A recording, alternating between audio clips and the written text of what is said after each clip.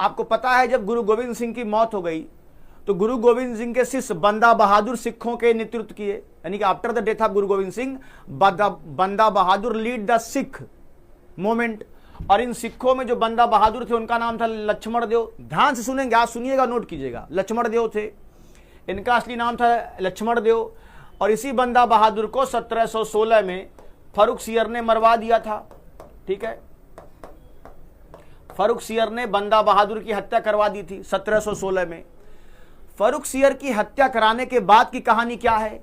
अब सिखों का नेतृत्व किसके हाथ में आया था? जरा ध्यान रखना, बंदा बहादुर के बाद सिख धर्म दो बांट में बढ़ गया, एक बंदई में बट गया, एक तत् खालसा में बट गया। बंदई ये है, तत् खालसा ये है। बंदई में थोड़ा लोग लिबरल होते थे, उदारवादी थे। तत् खालसा में थोड़ा लोग क्या थे? कट्टर थे। फिर उसके बाद 1748 में कपूर सिंह आए। कपूर सिंह ने सभी को फिर इकट्ठा किया, दल खालसा बनाया। हालांकि खालसा दल तो गुरु गोविंद सिंह बना दिया थे, लेकिन फिर कपूर सिंह बाद में आए हैं बंदा बहादुर के बाद, उन्होंने दल खालसा बनाया। ये सब कल वाली बात है, रिवाइज करवा रहा हूं। दल खालसा बनाया। फिर जब कपूर सिंह की मौत हो गई, ध्यान देंगे, जब कपूर सिंह की मौत हो गई तो सिखों का नेतृत्व जस्सा अहुलवालिया ने किया। सिखों का नेतृत्व जस्सा अहुलवालिया ने किया। और इसी जस्सा अहुलवालिया के समय में, इन्हीं जस्सा अहुलवालिया के समय में 1776 से 1773 तक के बीच में सिख जो है मिसल में बट गया। यानी मिसल मतलब अलग अलग धार्मिक ग्रुप में बट गया। मिसल, ये 12 मिसल थे। इन 12 मिसल में आप भंगी का नाम याद रखिएगा और सुकर चकिया का। भंगी और सुकर चकिया ये मेन मिसल है, बाकी 12 मिसल के नाम आपको लाइन से नहीं याद रखने हैं। यानी कि 1763 से लेकर 1773 के बीच में सिख साम्राज्य कई मिसलों में बट गया। यानी 12 मिसल थे जिनमें भंगी और सुकर चकिया मेन है। और इस सुकर चकिया मिसल के जो सबसे मेन थे वो थे महासिंह, और सबसे शक्तिशाली मिसल बना सुकर चकिया। अब यहीं से हम सिख साम्राज्य में प्रवेश कर रहे हैं। महासिंह के ही बेटे का नाम था राजा रणजीत सिंह। अब यहां से आगे बढ़ रहे हैं। अभी तक की बातों को मैंने ध्यान देना ईमानदारी से रिवाइज कराया है। आज वही बच्चा टिक पाएगा जो थोड़ा पेशेंस के साथ हर बात को सुनेगा, क्योंकि जब ये सब पढ़ा दूंगा ना, आपके सामने क्वेश्चन आएंगे तो इन्हीं सब बातों को याद करके जब आंसर दोगे तो बातें दिमाग में छप जाएंगी। अब मैं बिना पढ़ाए एमसीक्यू लेके चला हूं तो थोड़ा मुझे भी असंतोष होगा कि मैं बिना पढ़ाए बच्चों को एमसीक्यू करा रहा हूं। ठीक है, आपको याद रहेगा तो आप आंसर दोगे तो लगेगा हाँ बच्चा पढ़ के दे रहा है। क्योंकि जो चीज में नहीं पढ़ाता उसको मैं सॉल्व नहीं कराता, क्योंकि मेरा काम पढ़ा के तब सॉल्व कराना है। देखिए, तो महासिंह थे। तो अभी तक ध्यान रखेंगे, यहां तक की कहानी क्या सबको समझ में आ गई है? अगर यहां तक की कहानी आप समझ गए हो तो यस लिख दो। फिर हम प्रवेश करते हैं एक नए लेक्चर में। आज सिख साम्राज्य को खत्म करना, कल भी आज कल लेक्चर चलेगा लगातार सिख साम्राज्य, उसके बाद एमसीक्यू शुरू होगा। रेशम जी good evening, Urmila ji good evening. क्या यहां तक लेक्चर समझ गए? पूजा जी, अंकिता जी, आंचल जी, उर्मिला जी, रेशम जी, क्या सारी बातों को समझ गए? अगर यहां तक समझ गए तो यस लिखो, नहीं समझो दोबारा समझाएंगे, मुझे कोई जल्दी नहीं है। बहुत बढ़िया श्रद्धा मौर्य जी। और अगर किसी को नहीं समझ में आया है तो वो भी लिख देगा, मैं उसको बताऊंगा, क्योंकि क्लास में पेशेंस के साथ बैठना है। आराम से सुनते चलिएगा, नोट करिएगा, ये मान के कि आज खाली चुपचाप सुनना है। रवि गुप्ता जी बिल्कुल बहुत बहुत धन्यवाद। अंकिता राज जी बहुत बहुत धन्यवाद। चलिए, सब लोग समझ गए, इसका मतलब आपको पूरी बातें पता। अब देखो अब यहां से अंकिता जी, रवि जी, माधव जी, शशांक जी, ममता जी अब आगे बढ़ेंगे। अब आगे देखेंगे कि क्या क्या चीजें और घट रही, कैसे सिख का टकराव अंग्रेजों से हो रहा है। बहुत सी इंपॉर्टेंट बातें यहां पे आएंगी। आपको हर बात को समझते हुए चलना, रट्टा नहीं मारना है, कहानी की तरह समझना है पूरे हिस्ट्री के कॉन्सेप्ट को। अब देखो, अब मैं यहां पे आता हूं, राजा रणजीत सिंह। आप जानते हो कि इसको समझने से पहले थोड़ा सा इसको देख लो ध्यान से, ये बड़ा इंपॉर्टेंट है। इंपॉर्टेंट क्यों है ये, हम लोग इसको समझेंगे। हुआ क्या था कि ईस्ट इंडिया कंपनी, देखिए अंग्रेजों ने, ध्यान रखिएगा ये बड़ा इंपॉर्टेंट, अंग्रेजों ने 1765 तक बंगाल पे कब्जा कर लिया। बंगाल उनका हो गया। 1760 तक, याद कीजिए, ईस्ट इंडिया कंपनी ने कर्नाटक को हरा दिया। अब देखिए कहां कहां भारत का, कहां कहां अंग्रेजों का कब्जा हो गया। 1798 में हैदराबाद को ईस्ट इंडिया कंपनी ने मिला लिया। 1799 में ईस्ट इंडिया कंपनी ने मैसूर को मिला लिया। 1819 में ईस्ट इंडिया कंपनी ने मराठाओं को संधि करवा करके मराठा साम्राज्य को मिला लिया। हाँ, मराठा मैं अलग से पढ़ाऊंगा, काफी लंबा है, लेकिन आप देखिए, कॉन्सेप्ट क्लियर कीजिए कि कैसे अंग्रेजों ने धीमे धीमे भारत के बड़े बड़े क्षेत्रों को मिला लिया। यह समझने के लिए बड़ा इंपॉर्टेंट है।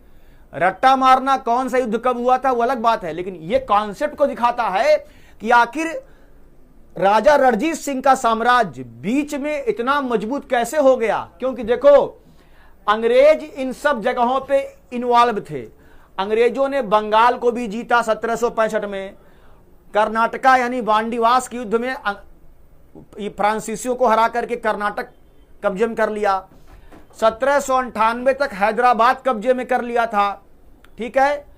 1799 तक मैसूर कब्जे में आ चुका था। 1819 तक पूरा मराठा साम्राज्य कब्जे में आ गया था। अब पेशवा अंग्रेजों के पेंशन के अधीन हो गए थे। मराठाओं का वो दौर खत्म हो चुका था जो कभी आपने देखा है फिल्मों में, या शिवाजी का दौर, वो चला गया। 1819 तक आते आते मराठा यानी पेशवा लोग कमजोर हो चुके थे। अब अंग्रेजों का ध्यान गया पंजाब पे। ये पंजाब है, अंग्रेजों का ध्यान गया पंजाब पे, क्योंकि अब उनको पता था कि अब फुर्सत मिली है तो लाभ पंजाब से निपटे। और जब तक अंग्रेज बंगाल, कर्नाटका, हैदराबाद, मराठा में बिजी थे, तब तक रणजीत सिंह को मौका मिल गया अपने साम्राज्य को बढ़ाने का। और यह अंग्रेजों के लिए चैलेंज था। यह ठीक वैसी ही घटना है जैसे मैसूर में हैदराबाद को जैसे मैसूर में हैदर अली को समय मिल गया था अपने साम्राज्य को बढ़ाने का। क्योंकि जिस समय मैसूर में हैदर अली अपने साम्राज्य का विस्तार कर रहा था, उस समय अंग्रेज कहां बिजी थे? अंग्रेज बिजी थे बंगाल में, कर्नाटका में, ठीक है, समझेंगे इस बात को। और जब सिख कैसे बढ़े? क्योंकि राजा रणजीत सिंह को अपने साम्राज्य का विस्तार करने का मौका उसी तरह मिल गया जैसे हैदर अली को मिला था। क्योंकि जिस समय राजा रणजीत सिंह अपने साम्राज्य का विस्तार कर रहे थे, उस समय अंग्रेज बंगाल, मराठा, कर्नाटका, हैदराबाद में बिजी थे। अब राजा रणजीत सिंह की बात समझेंगे। सुकर चकिया मिसल के थे राजा रणजीत सिंह, और राजा रणजीत सिंह जो थे, इनका जन्म आप देखोगे 1780 में हुआ था। अब यहां से नोट करना पड़ेगा, इनका जन्म 1780 में हुआ था, और 1780 में हुआ था। इनके पिता का नाम महासिंह थे, और ये सुकर चकिया मिसल के थे।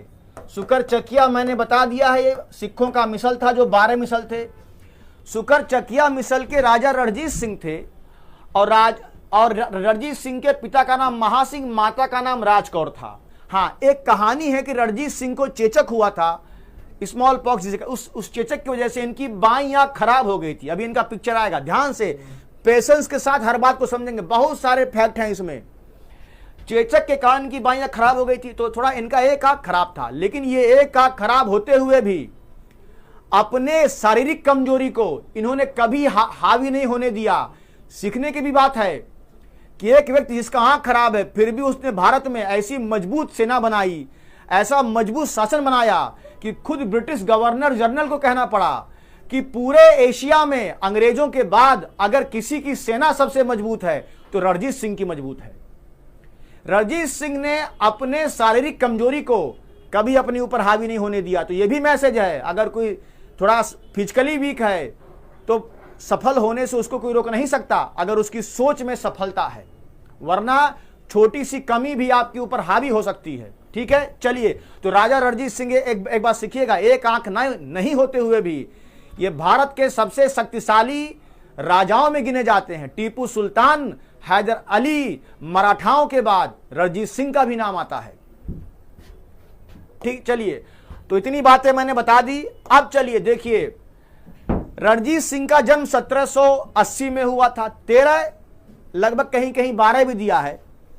13 साल की उम्र में, सुनेंगे, ये सुकर चकिया मिसल के प्रमुख बने, अर्थात 1792 में सुकर चकिया मिसल के हेड बने। अब आपको बीच में थोड़ा सा इनको एक बनी थी परिषद जिसके अंडर में काम करते थे, वो आपको नहीं पढ़ना है, क्योंकि थोड़ा हिस्ट्री के अंदर की बात है, लेकिन आपको यहां समझना है कि 13 साल में 1792 में सुकरचकिया मिसल के हेड बने राजा रणजीत सिंह। तो ध्यान देंगे, अमन पटेल जी आपका स्वागत है। थोड़ा आज पढ़ा रहा हूं, आपकी तरफ ध्यान कम है, लेकिन आपको बताने के लिए मेहनत ज्यादा कर रहा हूं। तो 13 साल में सुकरचकिया मिसल के हेड बने।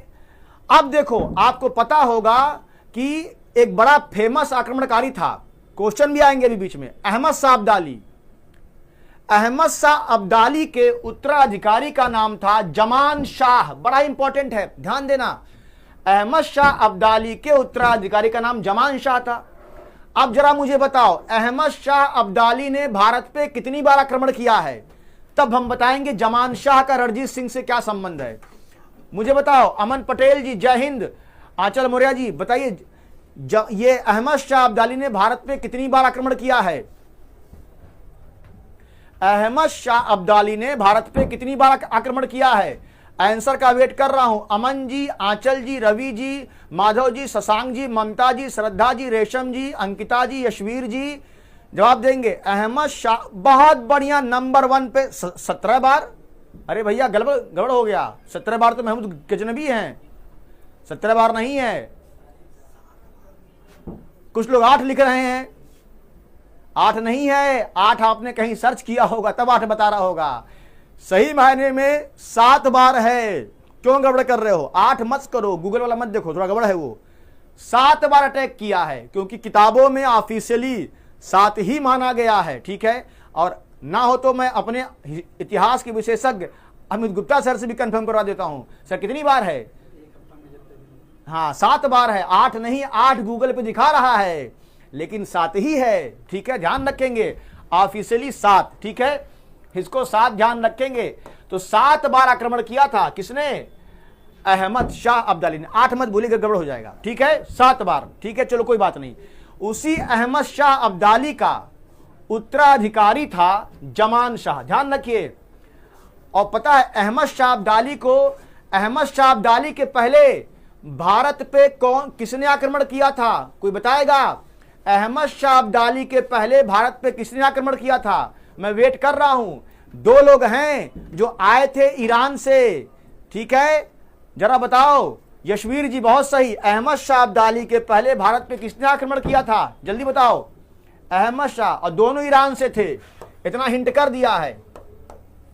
अहमद शाह अब्दाली के पहले भारत पे किसने अटैक किया था? बहुत बढ़िया, शशांक शेखर। यहां सबका नाम लिया जाएगा पहले। शशांक जी बहुत बहुत धन्यवाद। नंबर 1 पे शशांक, नंबर 1 पे शशांक, नंबर 2 पे श्रद्धा मौर्य, बिल्कुल सही। आज जवाब देते रहिए, आज थोड़ा आपको रिकॉल करना पड़ेगा बातें, बिल्कुल सही। रवि गुप्ता, तनु पटेल, बिल्कुल सही। अंकिता राज, नादिर शाह, बिल्कुल सही। तो नादिर शाह था, नादिर शाह, ठीक है। नादिर शाह को हम लोग, नादिर शाह को कौन सी उपाधि मिली थी? हाँ बिल्कुल सही, ईरान से आया था, फारस की तरफ से। नादिर शाह को कौन सी उपाधि मिली थी? कोई बताएगा? थोड़ा रिकॉल करो, नादिर शाह को कौन सी उपाधि मिली थी? हाँ बिल्कुल सही तनु जी, फारस का था, लेकिन नादिर शाह को कौन सी उपाधि मिली थी? बताएंगे? नादिर शाह को कौन सी उपाधि? बिल्कुल सही शशांक शेखर जी, आपने सन बता दिया, लेकिन बताओ नादिर शाह की उपाधि क्या थी? इसको किस नाम से बुलाते थे? एक उपाधि बड़ी फेमस है। बिल्कुल सही शशांक जी, बहुत अच्छा शशांक शेखर। नंबर 1 श्रद्धा मौर्य, नहीं, हाँ नंबर 2 पे श्रद्धा मौर्य हैं, ठीक है। इसे ईरान का नेपोलियन भी कहा गया, ईरान का नेपोलियन भी कहा गया, नेपोलियन। जरा ये बताओ, 1739 में इसने अटैक किया था। अभी बहुत से क्वेश्चन हैं, आज जवाब देना है, आज एमसीक्यू नहीं है, आज कॉन्सेप्ट है। 1739 में जब इसने अटैक किया था, बिल्कुल सही अंकिता राज जी, बहुत सही। 1739 में जब इसने अटैक किया था ईरान के शासक नादिर शाह ने, तो इसका सामना किस मुगल बादशाह से हुआ था? 1739 में जब इसने भारत पर अटैक किया था, तो इसका सामना किस मुगल बादशाह से हुआ था? बताइए। 1739 में नादिर शाह का सामना किस मुगल बादशाह से हुआ था? नाम बताएंगे, आज पूरा नाम नंबर 1 पे लिया जाएगा जो होगा। अंकिता जी, श्रद्धा जी, शशांक जी, थोड़ा बताएंगे, नादिर शाह का सामना किस मुगल बादशाह से हुआ था जिसको नादिर शाह ने हरा दिया था? अंकिता, श्रद्धा, शशांक, तनु, रवि गुप्ता, यशवीर जी, अमन जी, ममता जी, तनु जी, वैभव जी, आंचल मौर्य जी, शशांक जी, रेशम जी, सब लोग जवाब देंगे। बिल्कुल सही, तनु पटेल जी नंबर 1 पे हैं, बहुत सही। इसने मोहम्मद शाह को हराया था, और मोहम्मद शाह को किस युद्ध में हराया था? करनाल के युद्ध में। याद रखिए, करनाल के युद्ध में 1739 में नादिर शाह ने मोहम्मद शाह को हराया था। फिर इसी नादिर शाह के बाद इसका उत्तराधिकारी आया अहमद शाह अब्दाली। अहमद शाह अब्दाली को हम लोग कहते हैं दुर्रे दुरानी। इसकी उपाधि क्या थी मैं बोल देता हूं, नोट कर लेना, आज सब फैक्ट नोट करेंगे। दुर्रे दुरानी कहा जाता है, दुर्रे दुरानी बोलते हैं, ध्यान रखेंगे, दुर्रे दुरानी। और ये भारत पे 7 बार अटैक किया, 8 बार नहीं बोलेंगे क्योंकि किताबों में एग्जाम में 7 बार ही माना है, कहीं कहीं 8 मिलेगा, लेकिन जो एग्जाम में सही माना गया मैं वो बता रहा हूं 7 बार। तो अहमद शाह अब्दाली को दुर्रे दुरानी कहा जाता है, इसने 7 बार अटैक किया था भारत पे, ठीक है। ये नादिर शाह का उत्तराधिकारी था। नादिर शाह को ईरान का नेपोलियन बोलते हैं, नेपोलियन। और अहमद शाह अब्दाली को दुर्रे दुरानी कहा जाता है। सब नोट करते चलेंगे, आज कॉपी पेन लेके बैठना, उसी में और सीक्वेंस के साथ नोट कर लेना, ठीक है। अब देखो इतनी बातें क्या समझ गए। यहां के बाद अब आपको बढ़ना है, माधव पांडे जी बिल्कुल सही। अब बढ़ना है कहां से, यहां पे। अब मैं जोड़ता हूं, सब बातों को लिंक करता हूं।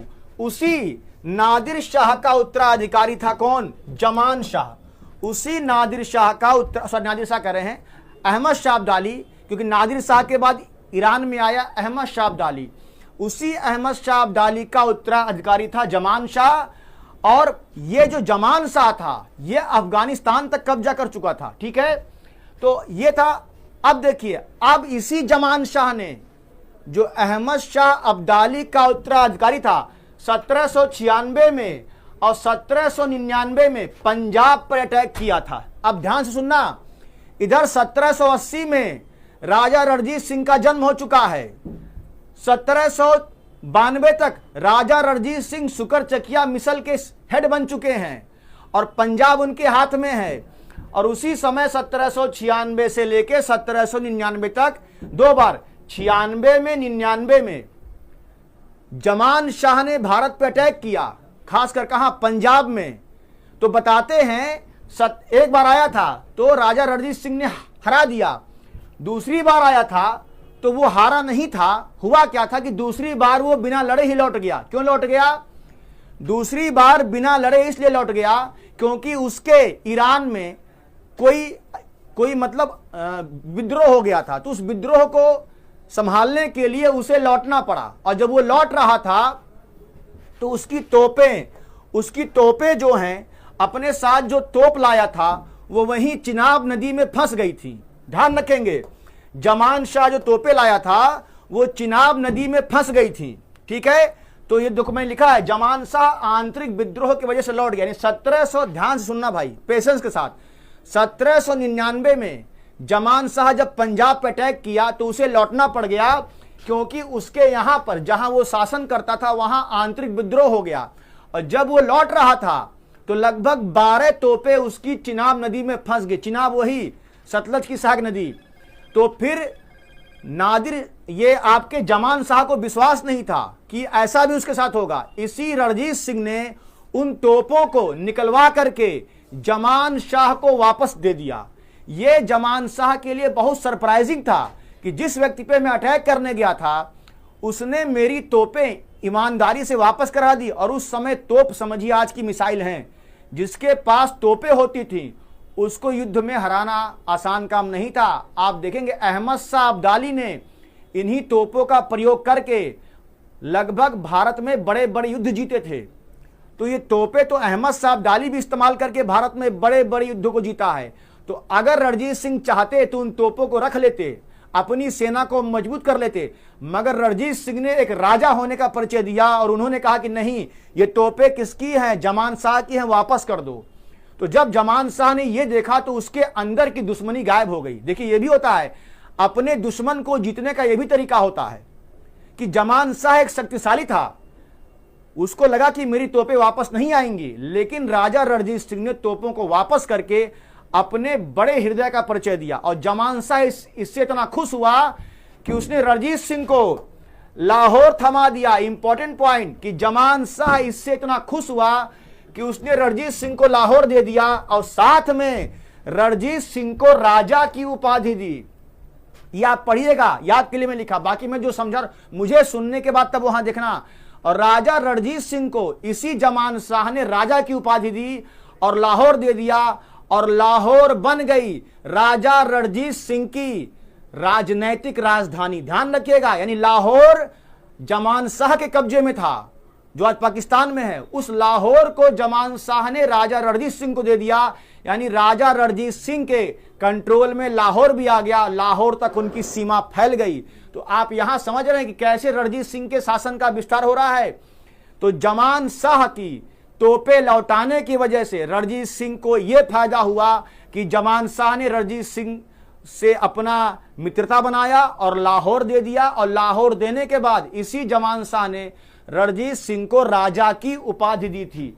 और ये लाहौर सिखों की यानी राजा रणजीत सिंह की राजनैतिक राजधानी बन गई। Lahore became the political capital of Raja Ranjit Singh because Zaman Shah has gave the control of Lahore to Raja Ranjit Singh, because Raja Ranjit Singh had returned the tanks of Jaman Shah.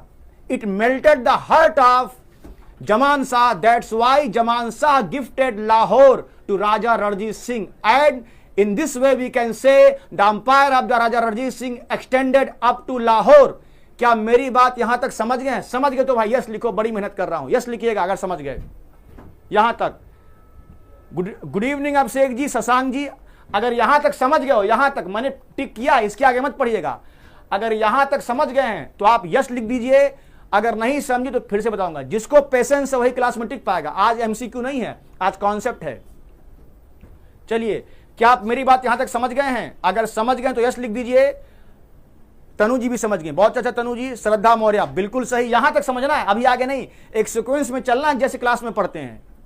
बहुत सही ममता जी, निधि जी, शशांक जी, बड़ी खुशी होती है कि हमारे बच्चे इतने कठिन कॉन्सेप्ट को समझते चले जा रहे हैं। जहां ना समझो बोल दो सर, हमको यहां से फिर से बता दीजिए, आपको फिर से बताऊंगा।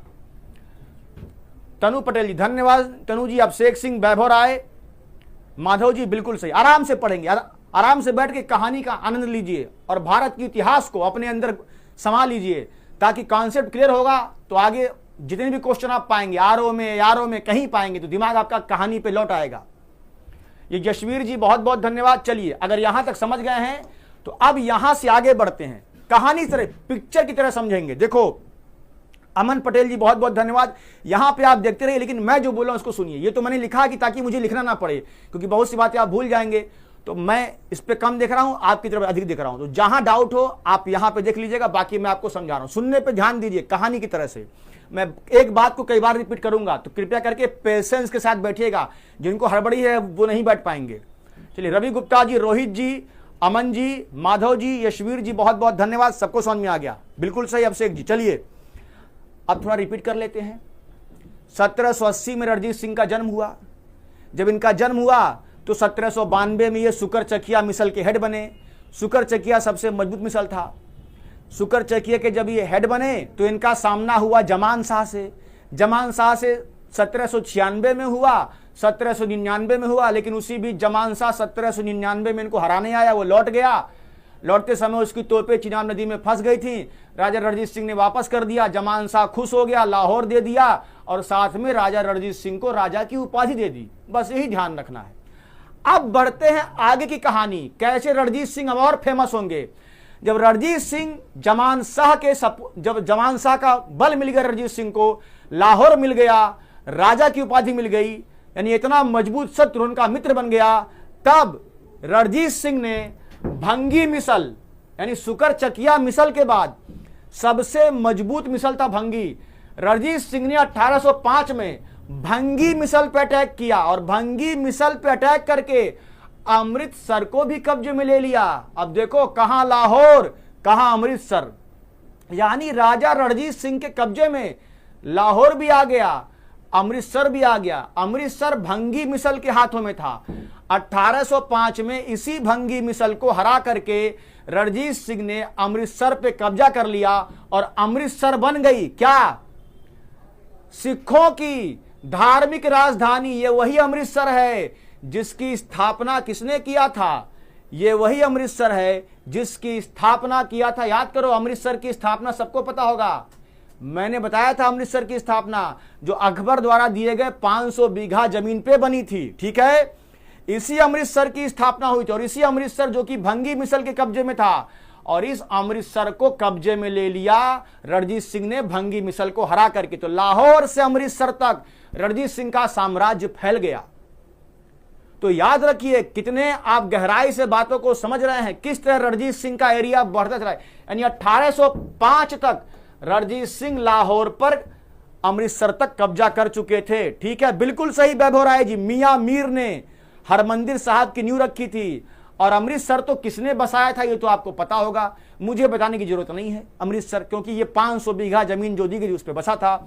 तो अमृतसर क्या हो गया, अमृतसर रणजीत सिंह की धार्मिक राजधानी हो गई। क्यों धार्मिक, क्योंकि वहां हरमंदिर साहब है और लाहौर रणजीत सिंह का राजनीतिक यानी कैपिटल, ये पॉलिटिकल कैपिटल बन गया। यानी कि Lahore became the political capital and Amritsar became the religious capital of Raja Ranjit Singh. जितनी बातें बोला हूं सब यहां लिखा है, एक बार देख लेना, दिमाग में छप जाएगा कहानी की तरह से। चलो देख लो भाई सब लोग यहां तक।